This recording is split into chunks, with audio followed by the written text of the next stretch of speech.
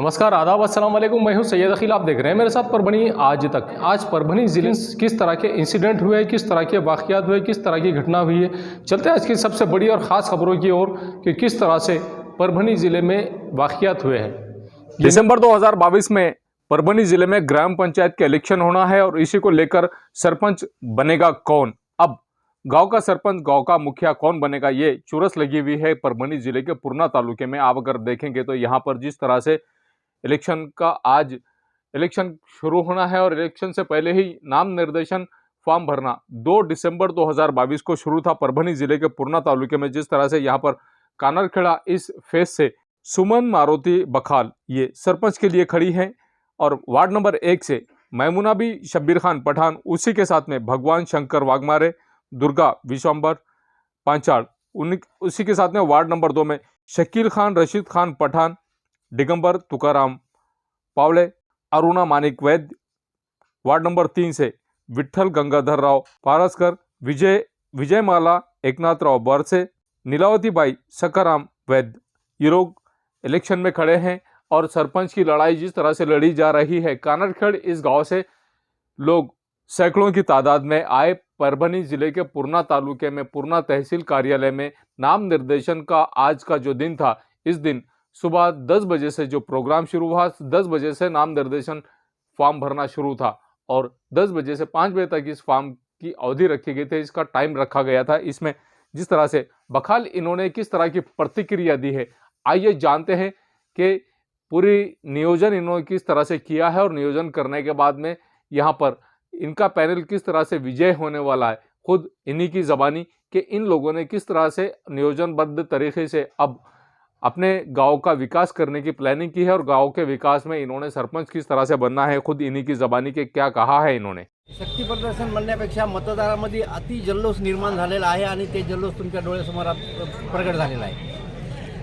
काय विकासाच्या भावना आहे समोर? विकासाच्या भावना जनसामान्याची जी घरकुल योजना आहे ते घरकुलापर्यंत पोहोचल, इरीच योजना आहे इरीच योजना पोहोचल, जे 15 वित्त आयोगातून जे निधी आहे ते गावाच्या विकासासाठी आम्ही 100% वापरणार आणि इथून पुढे जाऊन 25-15 आहे MRG योजना आहे, ज्या काय शासकीय योजना त्या काटेकोरपणे राबून गावाचा 100% विकास करणार। सरजी देवेंद्र फडणवीस, आदरणीय देवेंद्र फडणवीस हे मुख्यमंत्री महाराष्ट्राचे होते, त्यावेळेस आम्ही एक मुख्यमंत्री विकास योजनेतून गाव आणलं होतं, परंतु आमचा पराभव झाल्यामुळे ते विकास काही झाला नाही।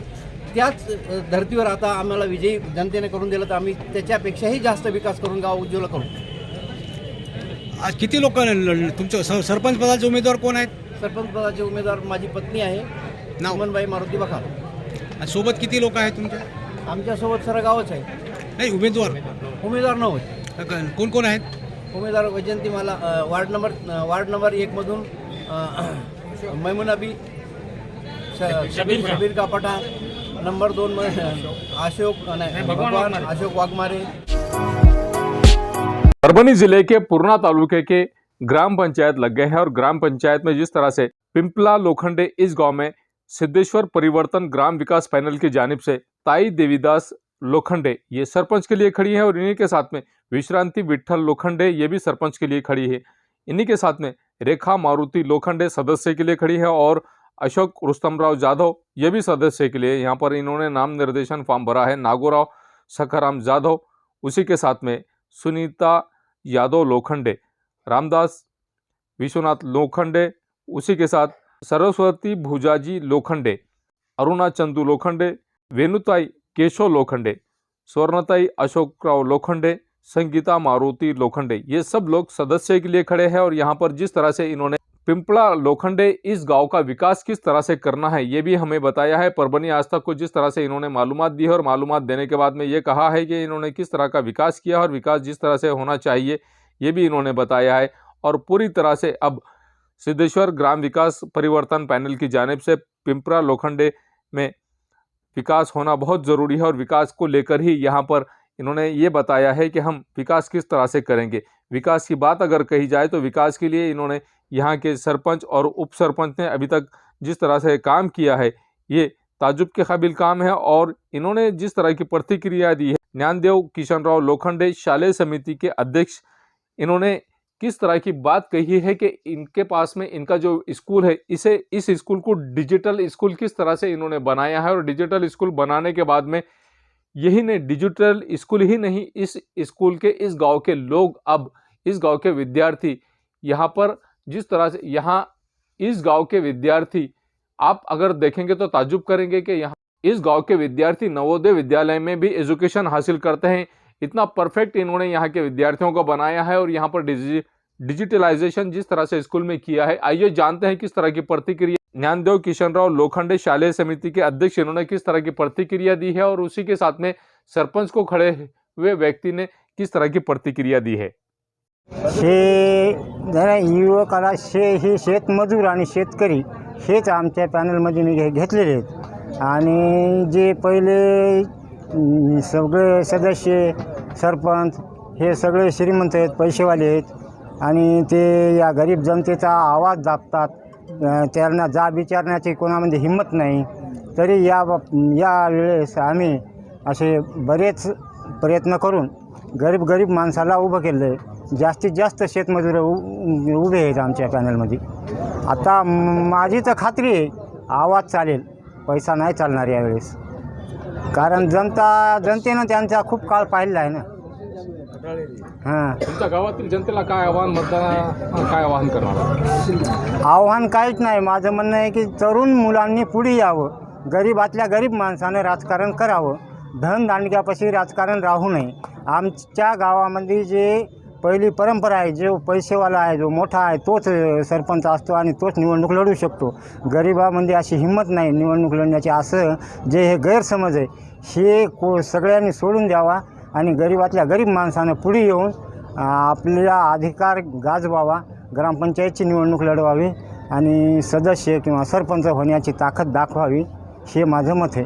काही वर्षापूर्वी मुंबईहून बाळासाहेब ठाकरे हे शिवसेना चालवायचे आणि शिवसेनेच्या सर्वेसर्वा म्हणून त्यांनी सर्वसाधारण व्यक्तींना संधी दिलेली आहे। त्याप्रमाणे तुम्ही तुमच्या गावातील व्यक्तींना, नवयुवकांना संधी देण्याचा प्रयत्न करत आहात का? जरूर जरूर जरूर, मी नवयुवकांना संधी देण्याचा प्रयत्न करीत आहे।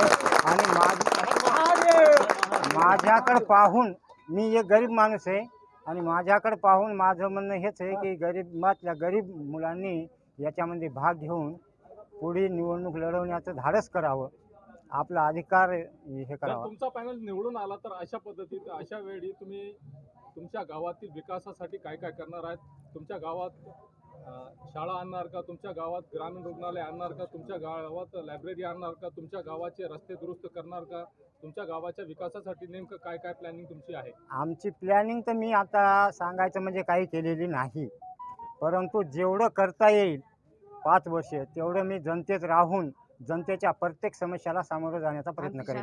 असं म्हणणं आहे की तुमच्या गावातील जी शाळा आहे ती डिजिटल आहे। डिजिटल शाळा डिजिटल तुम्ही कशा पद्धतीने केलेली आहे आणि तुमचा संकल्प काय होता? आणि तुमच्या गावात जे स्मशानभूमीची जागा नाही, तुमच्या गावात स्मशानभूमीसाठी तुम्ही जागाचं नियोजन काय करणार आहात? आम्ही स्मशानभूमीचा प्रस्ताव दिलेला आहे गुट्टे साहेबाकडे, ते प्रस्ताव मंजूर झालेला आहे। स्मशानभूमी मंजूर झालेली आमच्या गावाला, 7 लाख रुपये साहेबानं मला देऊ केलेली।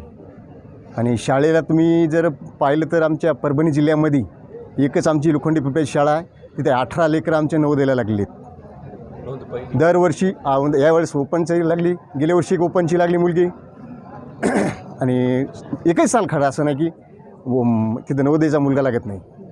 या पद्धतीने या मागल्या माणसाची मुलं 3 लागलेली आहेत नवोदयाला। या पद्धतीने तुम्ही तुमच्या शाळेला डिजिटल केलेलं आहे। तुमच्या गावाच्या विकासासाठी नेमकं तुमच्या गावाचे लोक कशा पद्धतीने तुमचा साथ देणार? माझं समध्या पालकांचं माझ्याकडं तर सर्वांचंच हे बहुमत आहे माझ्याकडं। मी मागल्या बी 4 वर्षाखाली बिनविरोध झालो, या वर्षाला बी बिनविरोध झालो। सर्वसामान्य माणसाचं माझ्याकडं लक्ष आहे आणि मी शाळा तशी केली, चेहरा मोहरा आम्ही बदलून टाकला शाळेचा। तर गावाचा विकास या 25 वर्षात शाळा कोणी केली नाही, तशी शाळा मी करून दाखली का 4 वर्षामध्ये। नेमकी तुमच्या गावातील, तुमच्या परिसरात ज्या पद्धतीने तुमच्या गावातील शाळा, फक्त तुमच्याच गावातील शाळा डिजिटल केलेली आहे, तुमच्या आसपास अवतीभोवतीच्या गावातील शाळांना तुम्ही या पद्धतीने करणार? मला वाटते सर्व शाळेला भेटून, सर्व अध्यक्षाला भेटून सर्वच समजेला समस्या ह्या सांगायला पाहिजे की तिथं खिचडी चांगली झाली पाहिजे लेकरासाठी, आणि थोडीफार झाडं फिडे एक सुंदरसे झाले पाहिजे. फुलाचे झाडं तुम्ही म्हणा, वन विभागाची झाडं म्हणा, ती अशी झाडे संपूर्ण परिसर दिसला पाहिजे.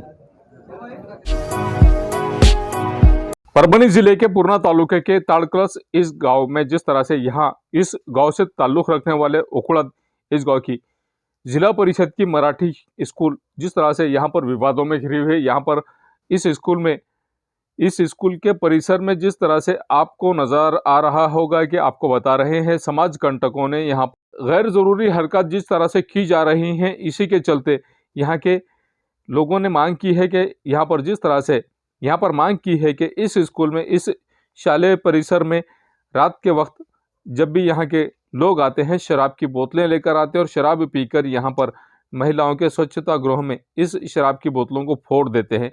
दूसरी मांग इन्होंने की है कि स्कूल के खिड़कियों के कांच पूरी तरह से तोड़ दिए गए हैं। रात के वक्त इस स्कूल की खोलियों में कुलूप जिस तरह से तोड़े गए हैं और कुलूप तोड़कर यहाँ के लॉक तोड़कर यहाँ पर पूरी तरह से शराब की बोतलें फेंकी हुई नज़र आ रही हैं। उसके बाद इन्होंने मांग की है कि शालेय परिसर के झाड़ों को जिस तरह से यहाँ पर नुकसान पहुँचाया गया है, यहाँ पर झाड़ों को पूरी तरह से तोड़ दिया गया है। स्कूल परिसर में महिला शिक्षक कर्मचारी इनके वर्ग में दारू की बोतलें भी पीकर आकर दारू की बोतलें यहाँ पर नज़र आ रही हैं और दारू की बोतलें यहाँ पर जिस तरह से नज़र आ रही हैं, यहाँ के स्कूल के विद्यार्थियों, यहाँ के स्कूल के टीचर्स ने पूछने के बाद लोग यहाँ पर इनसे उलझते रहते हैं। शालेय परिसर में नल के पानी की टुट्टियाँ भी तोड़ दी गई हैं। यही नहीं, इसके अलावा स्कूल के परिसर में पूरी तरह से वृक्षों की हिफाजत करना चाहिए, झाड़ों की हिफाजत करना चाहिए, झाड़ लगाना चाहिए, लेकिन यहाँ के झाड़ों को पूरी तरह से तोड़ दिया गया है। और कूपन यहाँ पर जिस तरह से झाड़ों को बड़ा करने के लिए जालियाँ लगाई जाती है, जालियाँ भी पूरी तरह से तोड़ दी गई है। उसी के चलते पुलिस उप निरीक्षक ताड़कलस इन्हें निवेदन दिया गया है और निवेदन देने के बाद में ये मांग की गई है कि उखलत के गाँव गुंड जिस तरह से यहाँ पर इस स्कूल के परिसर को ख़राब कर रहे हैं, इन स्कूल के परिसर को ख़राब करने वाले गाँव गुंडों को यहाँ पर सबक सिखाया जाए, ऐसी भी मांग यहाँ पर की गई है। आइए जानते हैं किस तरह की प्रतिक्रिया इस वक्त स्कूल के विद्यार्थियों ने और यहाँ के शिक्षकों ने दी है और क्या मांग इन्होंने की है। परभनी आज तक की जानिब से हम बता रहे हैं किस तरह की मांग इन लोगों ने की है। हाँ, शाळेच्या टॉयलेटमध्ये बॉटल फोडलेल्या आहेत. आम्हाला जाताना येताना त्रास होते. आमच्या पायात काच बुडलेले आहेत. आमच्या शाळेच्या खिडक्या तोडल्या काचेच्या आणि आमच्या शाळेचे कुलप पण खूप तोडलेले आहेत. शाळेच्या पाण्याच्या नळाच्या तुट्ट्या पण खूप तोडलेल्या आहेत. आमच्या पत्र ते हमारे स्कूल के खिड़कियाँ सब तोड़ दिए वाले हैं। हमारे टॉयलेट में पूरे कांच के शीशा फोड़ने वाले हैं। हमको सूरत जाने जगह नहीं है, हम बाहर सूरत बैठते और हमारे खिड़कियाँ हमारे स्कूल के ताले और सब तोड़ दिए वाले हैं। हमारे स्कूल में बहुत कचरा होता है। आमच्या शाळेमध्ये प्रसाधनगृह आहे मुलींचं आणि महिलांचं. त्याच्यामध्ये काच फोडून बाटल्या फोडून काच झालेले आहेत. त्यामुळे आम्हाला तिथे जायला अडचण होत आहे आणि आमचा म्हणजे हा प्रश्न गहन आहे. आमच्या 10 ते 4:15 पर्यंत शाळेचा वेळ असतो. त्या वेळामध्ये आम्हाला तिथे 1-2 वेळा तरी जावं लागते, परंतु तिथे काच असल्यामुळे आम्हाला महिलांना खूप त्रासदायक ही गोष्ट करत आहे. त्यामुळे त्रासाला सामोरं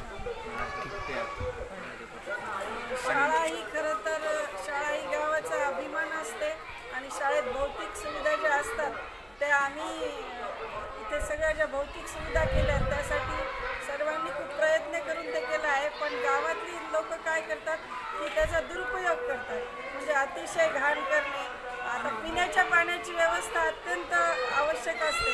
त्या पिण्याच्या पाण्याच्या टाकीच्या तोट्या सगळ्या तोडून टाकणे, त्याच्यामध्ये टाकीमध्ये वर चढून काहीतरी घाण करणे किंवा रात्रीच्या वेळी शाळेत भिंतीवरून वगैरे जिथून चढता येईल अशा ठिकाणाहून येऊन कुलपं तोडणे आणि दारूच्या बाटल्या वगैरे असं आम्हाला दररोज आलं की काहीतरी नवीन दृश्य शाळेत पाहायला भेटते. आणि झाडांना लावलेले जे आहेत गार्ड लावलेला ट्री गार्ड त्याची मोडतोड करणे, म्हणजे आम्ही फुलझाडांची फळझाडांची एवढी छान संवर्धन केलं आहे, पण त्याची सुद्धा नासधूस करणे, झाडं तोडणे असे बरेच प्रकार इथे केले जातात. त्यामुळे आम्हाला त्याचा खूप त्रास होत आहे आणि आमच्या शैक्षणिक कार्यात याचा खूप अडथळा निर्माण होत आहे.